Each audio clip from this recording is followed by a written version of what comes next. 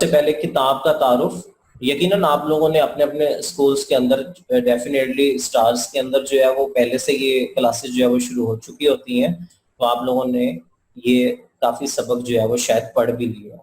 تو یہ ایک کتاب کا مختصر تعارف ہے. ہم نے ابھی تک جو ہے 2 لیکچرز لے لیے. ہم نے اردو کے بارے میں کچھ سیکھ لیا, اردو کا پیپر پیٹرن جو ہے وہ کیسا ہوتا ہے ہم نے وہ سیکھ لیا. آج جو باقاعدہ ہم سبق نمبر 1 کی جو ہے وہ تعارف کی طرف جو ہے وہ بڑھیں گے, اور اس سے پہلے کہ آپ سبق کی طرف جائیں اور ہم جو ہے وہ مختصراً تعارف کہ کتاب کے اندر ہم نے کیا کیا چیزیں جو ہے وہ پڑھنی ہیں. تو اس میں ذرا دیکھیے گا کہ سبق نمبر 1 ہے ہجرت نبوی صلی اللہ علیہ وآلہ وسلم, مرزا غالب کے عادات و خصائل, کاہلی, شاعروں کے لطیفے, نصو اور سلیم کی گفتگو, پنچیت, آرام و سکون, لہو اور قالین, امتحان, ملکی پرندے اور دوسرے جانور, قدر ایاز, اور 12واں سبق ہے حوصلہ نہ ہارو آگے بڑھو منزل اب کے دور نہیں. تو میں یہ چاہوں گا کہ یہ آج کے اس جملے کے ساتھ جو ہے وہ ہم اپنے سبق نمبر 1 کی طرف چلتے ہیں کہ حوصلہ نہ ہارو آگے بڑھو منزل اب کے دور نہیں. ٹھیک ہے جی. تو ریڈنگ کے لیے کون کون تھا جی میرے ساتھ؟ ایمن تھی اور وشا. ٹھیک ہے, وشا ایمان سٹارٹ کریں گی اور پھر نیکسٹ آخری حصہ جو ہے وہ ایمن پڑھیں گے. ٹھیک ہے, تو باقی بچے جو ہے وہ مائک اپنا بند رکھیں گے انشاءاللہ. ساتھ ساتھ جو ہے میں نے ایم سی کیوز بھی بتانے, اور آمنہ نے ہم سے پوچھا تھا کہ جو مصنف کا یا شاعر کا تعارف ہوتا ہے اس میں سے ایم سی کیوز آتے ہیں یا شارٹ آنسر کویسچن آتے ہیں, تو اس کی طرف بھی میں ساتھ میں اشارہ کروں گا. ٹھیک ہے, وہ آپ نے ساتھ ساتھ سمجھنا. تو سب سے پہلی چیز یہ کہ مولانا شبلی نعمانی رحمۃ اللہ علیہ اور ان کا سن پیدائش اور سن وفات, یہی 2 ایم سی کیوز ہیں سب سے پہلے. ٹھیک ہے جی. تو جہاں پہ بیٹا آپ کو مشکل ہو آپ نے جو ہے وہ پوچھ لینا مجھ سے کہ سر یہ لفظ نہیں پڑھا جا رہا, تو یا آپ غلط بھی پڑھ دیں گے تو کوئی مسئلہ نہیں ہے, ہم دوبارہ اس کی سیکنڈ چیپٹر کی کرنی ہے. نہیں بیٹا, پہلا ہے, یہ پہلا سبق ہے. سر جی Sir, you can please repeat this MCQs again. اب بیٹا یہ والے 2 ایم سی کیوز جو ہیں وہ یہ ہیں کہ سن پیدائش اور سن وفات مولانا شبلی نعمانی رحمۃ اللہ علیہ. ٹھیک ہے, 1857. میرے ساتھ انگلش میڈیم بڑے بچے بیٹھے ہوں گے جن کو اردو کی گنتی شاید نہ آ رہی ہو. 1857 یعنی کہ جی جی 18 مجھے سمجھ آ گئی تھی بیٹا. 1857 اور 1914 یعنی کہ 1914. چلیں جی سٹارٹ کریں جی یہاں سے. قصبہ بندول. جی قصہ بدول ضلع اعظم گڑھ بھارت میں 1857 میں پیدا ہوئے. ان کے والد شیخ حبیب اللہ وکیل تھے. شبلی نے بھی کچھ دن وکالت کی, پھر علی گڑھ کالج میں فارسی کے استاد مقرر ہو گئے. وہاں انہیں سر سید حالی محسن الملک اور آئرلینڈ کی صحبت سے مستفید ہونے کا موقع ملا. 1892 میں آئرلینڈ کے ساتھ 1892 میں آرنٹ کے ساتھ شبلی نے مصر, شام, قسطنطنیہ اور دوسرے اسلامی ممالک کا سفر کیا. سر سید کی وفات 1898 کے بعد علی گڑھ کالج سے استعفیٰ دے کر اعظم گڑھ چلے گئے. پھر حیدرآباد وطن کے دائرہ معارف کی نظامت کا عہدہ سنبھالا. اسی دوران میں ان کی کوشش سے لکھنؤ میں ندوۃ العلماء کا قیام عمل میں آیا. اخیر عمر میں اعظم گڑھ میں انہوں نے ایک عظیم ادارہ دارالمصنفین قائم کیا جو آج بھی کام کر رہا ہے. شبلی شاعر بھی تھے لیکن ان کی شہرت کا مدار زیادہ تر ان کی نثر پر ہے. ان کا شمار اردو کے بڑے نثر نگاروں میں ہوتا ہے. شبلی نے اگرچہ متنوع موضوعات مثلاً تاریخ, تنقید, سواد, سیرت, تذکرہ, ادب, معاشرت, عقائد, تصوف اور سیاست پر قلم اٹھایا, مگر ان کے طرز اظہار میں ادبیت کی شان موجود ہے. جوش بیان, ایجاد इजादो व इख्तिसार, रवानियों बर जस्तगी, महकान। वाव नहीं पढ़ना ये है मुरक्कबे अतफी, ये अल्फाज जो कहलाते हैं, इसको आपने इजाजो इख्तिसार पढ़ना है। रवानियों बरजस्तगी, महकाना अंदाज, यानी कि तहकीक वाला अंदाज, तो इस तरह से करना है। बेटा कैमरा ऑफ जी, शाबाश। गनायत और शरीयत इनके असलूब बयां की नुमाया खसूसियात है। शिबली के तमाम अदबी काशों जी सबसे बड़ा अदबी कारनामा इनका अंदाज़े बयां है। शिबली के मुतअद्दिद तसानीफ हैं। अहम तसानीफ में शेरुल अजम 5 जिल्दें, अल फारूक, अल माऊन, सीरतुल नमान, अल गजाली, सूरतुल मौलाना नारूम नहीं सवाने मौलाना रूम, सफरे नामा, रोमे मिस्र शाम और सीरत नबवी शामिल है, सल्लल्लाहु अलैहि वसल्लम शामिल हैं। जी, शाबाश। तो यहाँ पर आपने देखा कि मुख्तलिफ अल्फाज भी आपको मिले कि जो आपने शायद पहले ना भी पढ़े हो। तो अब ये देखें, इसके अंदर जो है वो ये जो एक तो मैंने जो फील किया ना आपकी क्लास के अंदर, इंशाल्लाह मैं व्हाट्सएप ग्रुप के अंदर जो है वो आपको समझाने की कोशिश करूंगा विद इन जो है वो, और आपको जो है ये काउंटिंग जो है मैंने सिखानी है। दूसरा मैंने आपको ये भी सिखाना है कि आपने उर्दू में टाइप कैसे कर लेना व्हाट्सएप के अंदर। काफी आप जो है वो टाइपिंग जब आप करते हैं तो उर्दू लिखना आपको आना चाहिए वहां पर, उर्दू टाइपिंग राइटर। तो ये जो अल्फाज बेटा जी, ये जो इन्वर्टेड कोमा वाले अल्फाज हो वो लाजमी एमसीक्यूज होते हैं, ये वाली चीज, ठीक है। इसी तरह जो सन आ जाते हैं वो आखिरुल जिक्र इक्तबास जो आपने पढ़ा, इसके अंदर जो है वो ये किताबों के नाम थे। मैं ये दोबारा पढ़ देता हूँ। और इसके अंदर जो है वो तसनीफ किताब को कहते हैं शेरुल अजम, जो कि 5 जिल्दों पर मुश्तमिल है। अल फरूक, अल मामून, सिरतुल नुमान, अल गजाली, सुहाने मौलाना रूम, सफरनामा रूम मिस्र शाम, और सीरतुल नबी सल्लल्लाहु अलैहि वसल्लम, जो कि जिसमें से आज हमने ये सबक लिया, ये भी शामिल है। तो इसके अंदर जो है वो आपने ये जो चीजें, जितनी भी किताबों के नाम है बेटा जी, ये भी अंडरलाइन लाजमी करने हैं। ये एमसीक्यूज की शक्ल में भी आ सकते हैं। और आज का होमवर्क भी यही है साथ साथ कि जो आपने जो है वो एमसीक्यूज आपने बनाने हैं, किताब के ऊपर बनाए, नीट करें उनको और याद कर लें, ठीक है।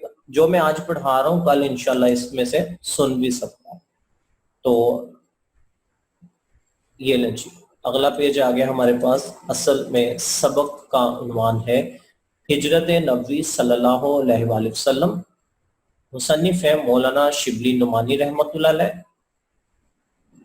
और सबसे पहले मुझे कौन सा बच्चा बताएगा कि हिजरत किसे कहते हैं? हाँ जी, एक जगह से दूसरी जगह पर जाना, एक जगह से दूसरी जगह जाना, एक जगह से दूसरी जगह हिजरत करना मतलब के जाना। सर एक मुल्क से दूसरी जगह जाना। अच्छा जी, मक्का छोड़कर मदीने आना। अच्छा जी। सर इस्लाम में हिजरत का मफहूम ये है कि जब मुसलमानों को जब कोई जगह, कोई जमीन या जगह आपके ऊपर तंग हो जाए तब उस जगह से कूच कर जाना हिजरत कहलाता है। Very good, very good. और जी तलहा आदिल। सर यही जो इसने कहा वही मैंने कहना था। चले जी, वो जो सर अगले वाले ने टिक किया मेरा भी वही समझ ले। ठीक हो गया। तंजा। सर हिजरत से मुराद दीन के लिए किसी एक जगह से दूसरी जगह जाना है। Very good. लेकिन चले देखते हैं, इस पे बात करते हैं। अच्छा, मैंने क्वेश्चन आपसे कर लिया और ये आपको नहीं बताया कि आपने आंसर कैसे करना है ना। तो मुझे अच्छा लगा, कई बच्चों ने हैंड रेज करके अपने वक्त का इंतजार किया कि सर को नजर तो आ रहा होता है कि कौन कौन जो है वो बोल रहा है, किसकी तस्वीर आ रही है या कौन जो है वो। तो वेरी गुड जी उन बच्चों को जिन्होंने सब्र तहम्मुल से मुजाहरा किया और अपनी बारी का इंतजार किया और फिर आंसर किया। इस हवाले से अभी मैं 10th में पढ़ा रहा था तो उसमें बड़ा अच्छा जो है वो रहा। असल में होना ये चाहिए था कि आपको मैंने एक ऑप्शन सिखाई थी हैंड रेज करने वाली, تو وہ آپ شاید بھول گئے. آپ میں نے پوچھا تھا تو آپ نے ہاتھ کھڑا کرنا تھا. میری مرضی میں جس سے مرضی سنوں. کیا خیال ہے؟ تو آپ لوگوں کے سب کے آنسر جو ہے وہ کسی حد تک درست ہیں. کہ میں نے کوشچن یہ کیا تھا ہجرت کسے کہتے ہیں. میں نے یہ نہیں کہا تھا کہ ہجرت نبوی کسے کہتے ہیں, تو وہ پھر سوال کا آنسر کچھ اور ہے. ہجرت مائگریٹ کرنا, ایک جگہ سے دوسری جگہ جانا. ہجرت ہمیشہ جو ہے وہ مجبوری میں کی جاتی ہے. مائگریٹ کرتے ہیں یہ پرندے, آپ نے بیالوجی وغیرہ میں پڑھا ہوگا کہ یہ پرندے ایک سیزن کے اندر دوسرے سیزن میں دوسری جگہوں پہ چلے جاتے ہیں, تو وہ بہتری کی تلاش میں چلے جاتے ہیں. ٹھیک ہے, تو اچھا اب یہ تو ہم سب کو پتا چل گیا کہ ہجرت جو ہے وہ کسے کہتے ہیں, ایک جگہ سے دوسری جگہ جانے کو. ہماری اسلامی تاریخ کے اندر 2 ہجرتیں ہوئی ہیں. یا آپ سب سے پہلے میں ایک کوشچن پھر کرتا ہوں. اب میں نے یہ دیکھنا ہے کہ ہاتھ ریز کون کرتا ہے نا, تو صرف اسی سے میں نے سننا ہے اور اسی کو جو ہے وہ گڈ ملے گا. تو اس تاریخ اسلام کے اندر سب سے پہلی ہجرت کا نام بتا دیں. اسامہ, شبیر, کیا آپ چاہتے ہیں آپ کلاس سے اٹھو جائیں؟ جی طلحہ, شاباش, آپ بتائیے. سر ہجرت نبوی. چلیں, اگر میں یہ کہوں کہ بیٹا جواب غلط ہو گیا تو برا تو نہیں مانیں گے؟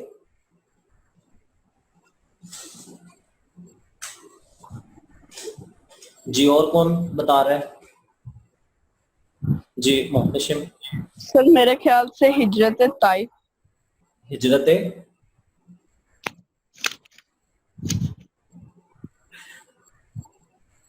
نہیں جی, آپ کا جواب بھی مجھے غلط لگ رہا ہے. اور پھر میں وہی بات کروں گا, مسلمانوں تکا لگاؤ. چلو عشاء آپ بتاؤ. ہجرت حبشہ. ویری گڈ جی, کلیپنگ ہونی چاہیے. ٹھیک ہے جی, یہ جواب درست ہے. ابھی باقی بہت سے بچے کہہ سکتے ہیں جی سر میں نے بھی یہی کہنا تھا, میرا مائک آن نہیں ہوا. تو ہجرت حبشہ پہلی تاریخ اسلام کے اندر پہلی ہجرت تھی. اور اب اگر میں مزید آگے بڑھتا ہوں تو دوسری ہجرت جو ہے وہ ہجرت نبوی صلی اللہ علیہ وسلم. تو اب اس کے اندر ایک جگہ سے دوسری جگہ, یہ تو آپ سب کو سمجھ آ گئی, لیکن دین اسلام کی خاطر جو ہے تو جب اس کی ابتدائی مشکلات کا سامنا جو ہے وہ کرنا پڑ رہا تھا ہمیں, تو اس وقت جو ہے وہ آپ نبی کریم صلی اللہ علیہ وسلم نے حکم دیا مختلف صحابہ کو کہ اللہ کے حکم سے کہ آپ فلاں علاقے میں جا کر رہیں. تو وہاں پر جو ہے وہ اس کے بعد جب 13 سال جو ہے وہ مکمل ہو جاتے ہیں مکہ کے اندر, تو اس کے بعد اللہ تعالی کی طرف سے آپ نبی کریم صلی اللہ علیہ وسلم کو بھی حکم دیا جاتا ہے. تو آئیے اب یہ مختصراً سبق کے اندر جو ہے وہ ہم اس کو ریڈنگ بھی کرتے ہیں. یہ بیٹا سبق جو ہے بورڈ کے اعتبار سے جو ہے وہ اس میں سے خلاصہ بھی بڑا اہم ہے, اور اس میں سے اقتباس بھی آتے ہیں تشریح کے لیے. ایم سی کیوز آج کا ہوم ورک ہے جو آپ نے ساتھ ساتھ جو ہے وہ کرنا ہے. اس کا پہلا ہی اقتباس جو ہے وہ متعدد بار جو ہے پنجاب کے بورڈز کے اندر جو ہے وہ آ چکا ہوگا. تو ہاں جی, آج کی ریڈنگ کا اگلا سلسلہ جو ہے وہ ایمن. باقی مائک آف ہو جائے ذرا پلیز. ہجرت نبی صلی اللہ علیہ وآلہ وسلم. اس وقت جب کہ دعوت حق کے جواب میں ہر طرف سے تلوار کی جھنکاریں سنائی دے رہی تھیں, حافظ عالم نے مسلمانوں کو دارالامان مدینہ کی طرف رخ کرنے کا حکم دیا. لیکن خود وجود اقدس صلی اللہ علیہ وآلہ وسلم جو ان ستمگاروں کا حقیقی ہدف تھا, آپ اپنے لیے حکم خدا کا منتظر تھے. نبوت کا 13واں سال شروع ہوا اور اکثر اس کو تھوڑا سا مجھے ایکسپلین کرنا ہے چونکہ یہ اقتباس بڑا اہم ہے. سب سے پہلے تو وہ بچے جن کے پاس کتابیں موجود ہیں اس کو نشان لگا لیجیے گا, یہ بڑا اہم اقتباس ہے. دعوت حق, حق کا مطلب ہوتا ہے سچی دعوت. مراد یہ کہ سچائی کی, مراد یہ دین اسلام کی دعوت, اللہ کو ایک ماننے کی دعوت. تو اس جب یہ جو ہے وہ سلسلہ جاری تھا تو اہل کفار کیا کر رہے تھے, اس کا جواب کس سے دیتے تھے؟ تلواروں کے ساتھ, ظلم و ستم کے ساتھ, تکالیف کے ساتھ. یعنی مسلمانوں کو ایذا پہنچاتے تھے, تکلیف دیتے تھے. تو حافظ عالم جو اس دنیا کا حفاظت کرنے والا ہے، اس نے مسلمانوں کو دارل امان مدینہ کی طرف رخ کرنے کا حکم دیا. تو جب حکم دیا گیا کہ تم لوگ دارل امان کیا ہے، مدینہ شہر جو ہے، اور الحمدللہ مدینہ شہر کے اندر آج بھی جو ہے وہاں پر یہ سلسلہ جو ہے وہ جاری ہے. وہ انصار و مہاجرین کا جو ہے وہ آپ نے سنا ہوگا. جی جنت کیا کہنا چاہ رہی ہیں؟ اللہ تعالیٰ نے آپ نبی کریم صلی اللہ علیہ وآلہ وسلم کو ان ستم گروں کا حق، وہ جو حقیقی ہدف تھے، اللہ تعالیٰ نے حکم دیا، بلکہ وہ اللہ کا حکم کے منتظر تھے، انتظار کر رہے تھے کہ کب جو ہے وہ اللہ کا حکم میرے لیے آئے. جی ایمن آگے بڑھیے گا یہاں سے. نبوت کا 13واں سال شروع ہوا اور اکثر صحابہ مدینے پہنچ چکے تھے، تو وحی الہی کے مطابق آن حضرت صلی اللہ علیہ وآلہ وسلم نے بھی مدینے کا عزم فرمایا. قریش نے دیکھا کہ اب مسلمان مدینے میں جا کر طاقت پکڑے جاتے ہیں اور وہاں اسلام پھیلتا جاتا ہے، چنانچہ لوگوں نے مختلف رائے پیش کی. ایک نے کہا محمد صلی اللہ علیہ وسلم کے ہاتھ پاؤں زنجیریں ڈال کر مکان میں بند کر دیا جائے. دوسرے نے کہا جلا وطن کر دینا کافی ہے. ابو جہل نے کہا ہر قبیلے سے ایک شخص انتخاب ہو اور پورا مجموعہ ایک ساتھ مل کر تلواروں سے ان کا خاتمہ کر دے، اس صورت میں ان کا خون تمام قبائل میں بٹ جائے گا اور آل ہاشم اکیلے تمام قبائل کا مقابلہ نہ کر سکیں گے. جی یہاں تک بس آگے دیکھیں. اب ذرا ایمن غلطیاں بھی بیٹا دیکھنی ہے ہم نے ساتھ ساتھ نا، تلفظ کی جہاں پہ غلطی ہو تو وہ ہم نے اس کو نیکسٹ جو ہے وہ درست کرنا ہے. مثال کے طور پر یہاں پہ ہم نون ہونا کی آواز نکالیں گے، آن حضرت صلی اللہ علیہ وآلہ وسلم، آن حضرت صلی اللہ علیہ وآلہ وسلم. ٹھیک ہے. اچھا اسی طرح یہ دیکھ رہے ہیں چنانچہ ہے کی آواز نکالے گا آخر میں، بڑی یہ نہیں آئے گا. ٹھیک ہے. اوکے. اسی طرح اب میں یہ ایک لفظ تھا یہاں پہ مجمع، رش کو کہتے ہیں. جیسے آج کل جو ہے وہ بین بھی ہے کہ رش والے ایریاز میں نہیں جانا چاہیے، تو اس حوالے سے رش بہت زیادہ جس میں رش ہو. اچھا آپ میں سے کوئی بچہ بتا سکتا ہے، ایمن آپ کو اگر آنسر آتا ہو بیٹا آپ بتا دیجئے گا، ابو جہل کون تھا؟ سائمہ سر میں بتاؤں؟ جی سر ابو جہل آپ صلی اللہ علیہ وسلم کے چچا تھے. اوکے گڈ ہو گیا، جتنا میں نے پوچھا اتنا بتایا آپ نے. Very good. جی جنت آپ نے ہاتھ کھڑا کیا. وعیشہ آپ صلی اللہ علیہ وسلم کے چچا تھے. جی ٹھیک ہو گیا. ابو جہل کو ابو جہل کیوں کہا جاتا ہے؟ سر جہالت کا بادشاہ یعنی باپ نہیں. کوشچن از ڈیٹ ابو جہل کو ابو جہل کیوں کہا جاتا ہے؟ جی جنت آپ بتائیے گا. طلحہ، خضر. سر جہل کا باپ.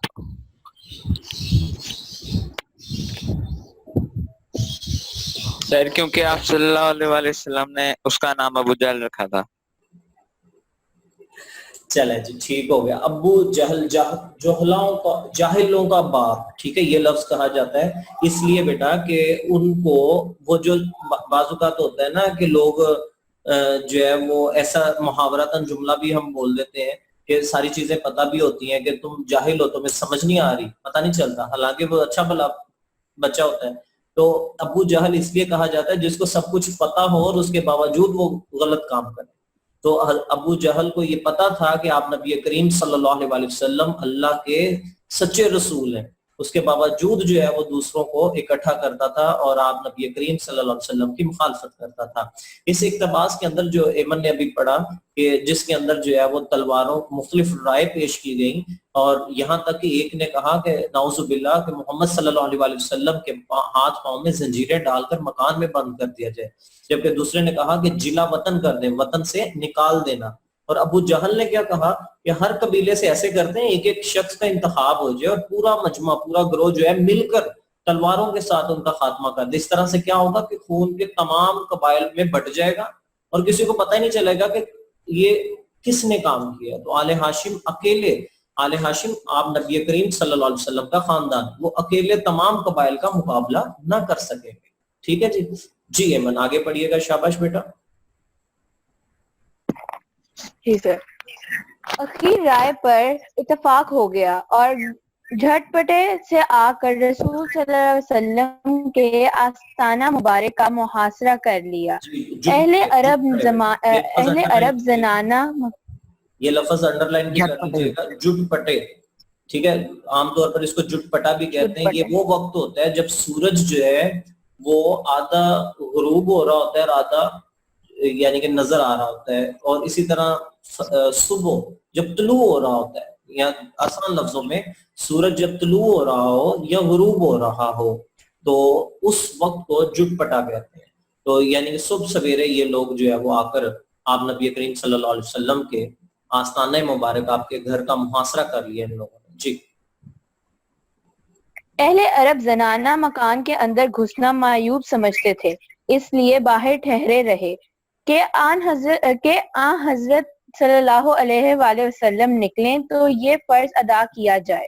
رسول صلی اللہ علیہ وسلم سے قریش کو اس درجہ عداوت، سر آپ نے کچھ چلے پڑھ لیں. نہیں وہ آتا ہے، آپ کچھ بولیں.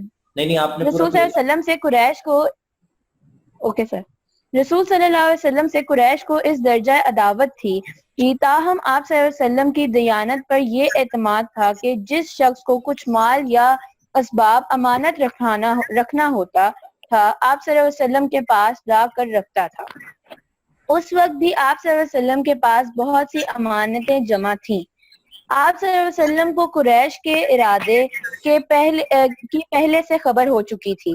اس بنا پر جناب امیر حضرت علی رضی اللہ تعالی عنہ نے کو بلا کر فرمایا، مجھ کو ہجرت کا حکم ہو چکا ہے، میں آج مدینے روانہ ہو جاؤں گا. تم میرے پلنگ پر میری چادر اوڑھ کر سو رہو، صبح کو سب امانتیں لوٹا کر واپس دے آنا. یہ سخت خطرے کا موقع تھا. جناب امیر کو معلوم ہو چکا تھا کہ قریش آپ صلی اللہ علیہ وسلم کے قتل کا ارادہ کر چکے ہیں اور آج رسول صلی اللہ علیہ وسلم کا بستر خواب قتل گاہ کی زمین ہے، لیکن فاتح خیبر کے لیے قتل گاہ فرش گل تھا. شاباش. اچھا جی، اب سب بچوں کے مائک ذرا آف. اچھا، تو یہ آخر الذکر اقتباس جو تھا اس کے اندر جو ہے وہ ذرا اس کو غور سے سمجھیے گا. رسول اللہ صلی اللہ علیہ وسلم سے قریش کو اس درجہ عداوت تھی، عداوت دشمنی، بہت زیادہ دشمنی تھی. تاہم آپ صلی اللہ علیہ وسلم کی دیانت پر یہ اعتماد تھا، یہ بھروسہ تھا کہ جس شخص کو کچھ مال یا اسباب کچھ چیزیں رکھوانی ہوتی تھیں، کیونکہ اس وقت بینک نہیں ہوتے تھے، تو وہ آپ نبی کریم صلی اللہ علیہ وسلم کے پاس رکھتے تھے. دشمنی اپنی جگہ، لیکن آپ نبی کریم صلی اللہ علیہ وسلم کی جو ہے وہ دیانتداری کی گارنٹی دیتے تھے. اس وقت بھی آپ صلی اللہ علیہ وسلم کے پاس بہت سی امانتیں جمع تھیں. ٹھیک ہے، جمع کا سیدھا تھیں. آپ صلی اللہ علیہ وسلم کو قریش کے ارادے کی پہلے سے خبر ہو چکی تھی، اللہ تعالیٰ نے پہلے سے آگاہ کر دیا. اس وجہ سے، اس بنا پر، اس وجہ سے جناب امیر یعنی کہ حضرت علی رضی اللہ تعالیٰ عنہ کو بلا کر فرمایا کہ مجھ کو ہجرت کا حکم ہو چکا ہے، میں آج مدینے روانہ ہو جاؤں گا، تم میری پلنگ پر میری چادر اوڑھ کر سو رہو. تو لہٰذا حضرت علی رضی اللہ تعالیٰ عنہ عمر میں بہت چھوٹے تھے اور ان کے اپنے قبیلے کی وجہ سے اب ان کو اندر جو ہے وہ چھوڑ کر اور خود جو ہے وہ یعنی کہ ان کے پاس کیا چیزیں چھوڑی؟ امانتیں. کہ دیانت کی یہ مثال تھی کہ آپ نبی کریم صلی اللہ علیہ وسلم کو یہ فکر تھی کہ آپ کے پاس ان کی امانتیں موجود ہیں، اور ان کو کیا کہ وہ نعوذ باللہ آپ کو قتل کرنے کے ارادے سے باہر جمع تھے. یہ سخت خطرے کا موقع تھا. تو جناب امیر سے مراد ہے حضرت علی رضی اللہ تعالیٰ کو معلوم ہو چکا تھا کہ قریش آپ صلی اللہ علیہ وسلم کے قتل کا ارادہ کر چکے ہیں، اور آج رسول اللہ صلی اللہ علیہ وسلم کا بستر خواب یعنی کہ سونے والا بستر जहां पर आप नबी करीम सल्लल्लाहु अलैहि वसल्लम जो है आराम फरमाते थे, वो कत्लगाह की जमीनों का, यानी कि कत्ल किए जाने की जमीन। लेकिन फातेह खैबर किसे कहा जाता है? हजरत अली रज़ी अल्लाह तआला। उन्होंने क्या किया कि कत्लगाह जो है वो उनके लिए क्या बनी? फर्श गुल। क्योंकि अगली बात हम जो है वो इंशाल्लाह कल के अपने लेक्चर में अगले पेज से पढ़ेंगे कि जिसके अंदर जो है वो फिर आगे ये सिलसिला जो है वो कैसे होता है, ये वाकया इंशाल्लाह कल इसके बारे में। और आज आपने इसमें से क्या करना है, मुश्किल अल्फाज के मायने भी याद करने हैं, साथ में जो है वो MCQs आपने तैयार करके फिर आने हैं कल मेरे पास। और किसी का कोई सवाल अगर हो तो आप जो है पूछ सकते हैं। आप जो आपके पास है 2 मिनट। सर ये सोए रहो